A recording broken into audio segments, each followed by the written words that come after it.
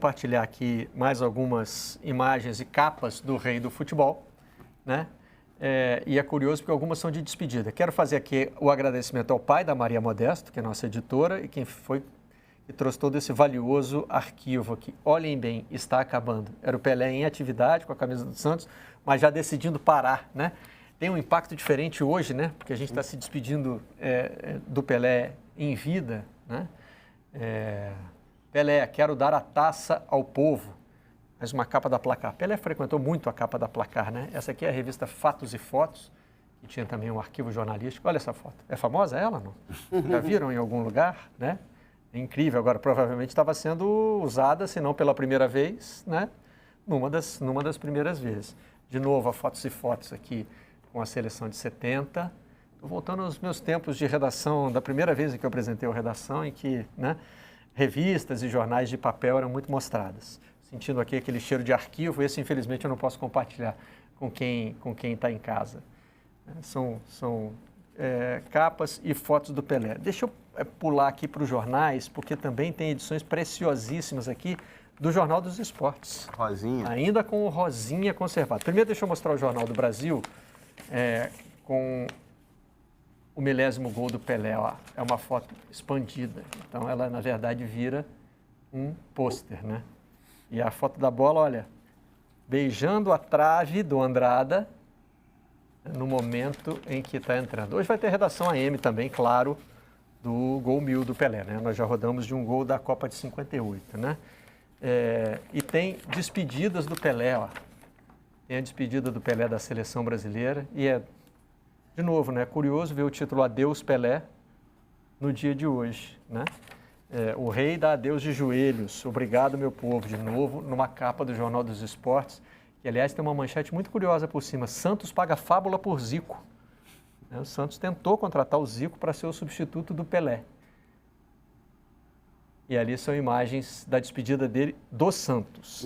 E a mãe do Pelé conta que o Pelé por pouco não jogou no Rio, porque o Bangu quis... Foi ela que não deixou. O Bangu quis contratar Na verdade, ela não queria deixar ele para lugar nenhum. Ele queria que ele jogasse futebol. Aí Santos ela se conformou como sendo assim, um pouquinho mais perto de Bauru, né? Tem outra edição especial do Jornal do Brasil, olha, Pelé do princípio ao fim, aqui também falando, né, do encerramento da carreira. O Dico de Dona Celeste aí, Pedro. Dona Celeste queria o Dico por perto, não queria que ele fosse jogador de futebol, né? Porque ela era casada com um jogador de futebol, com Dondinho, que viveu dificuldades na carreira, né? E aqui a capa do Gol 1000. Ó, capa do Jornal dos Esportes. 1000 entraram na história. Aqui está o gol que faltava. Eu pelo menos, né, quando leio essas manchetes, eu viajo na criação delas. Eu fico imaginando como é que foi a reunião. E rolou uma... Quem é que teve essa sacada? E rolou quem deu a ideia? Uma peregrinação por esse gol 1000, né? Tipo, de jogos, esperando. Agora, nesse jogo contra o Vasco, antes do gol de pênalti, tem uma bola na trave. O gol 1000 tem duas características interessantes, né? Primeiro, a gente estava ontem falando com o José Trajano no Globo Esportivo. E ele foi o primeiro a levantar isso. Primeiro, não foi pênalti, né? O pênalti não foi muito pênalti, não. Né? E segundo, que não foi o gol 1000, né? As pesquisas que foram feitas depois, até tem um companheiro nosso aqui, o Valmir Stort, que hoje é do Espião Estatístico, participou desse levantamento, mostram que a contagem foi feita errada, né?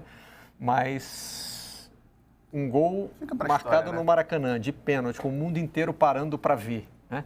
Tem um trecho da narração do Valdir Amaral que a gente não vai mostrar, porque ela está editada, mas quem conta muito é o José Carlos Araújo, que era o repórter do campo naquele dia. Depois se transformou também num grande narrador, chamado de ponta, né? O repórter que fica atrás do gol. E o Zé estava empolgado, né? Era jovem, estava ali prestes a ver a história sendo feita. Quase narrando junto. Na frente dele, e ele estava entrando toda hora. Aí, na terceira entrada do Zé Carlos, o Valdir Amaral, que é o narrador, disse: "O que houve, Zé Carlos?" Né? Tipo assim, já está me chamando demais. Quando o Zé Carlos tenta entrar de novo, ele fala: "Agora só o narrador. Daqui até o gol, só a narração." Tipo, cala a boca todo mundo, por favor, porque eu vou narrar o gol do Pelé. O Zé se diverte contando essa história. E essas aqui são minhas. Eu guardei poucas revistas em quadrinho. Essas não são da minha infância, são da infância dos meus filhos.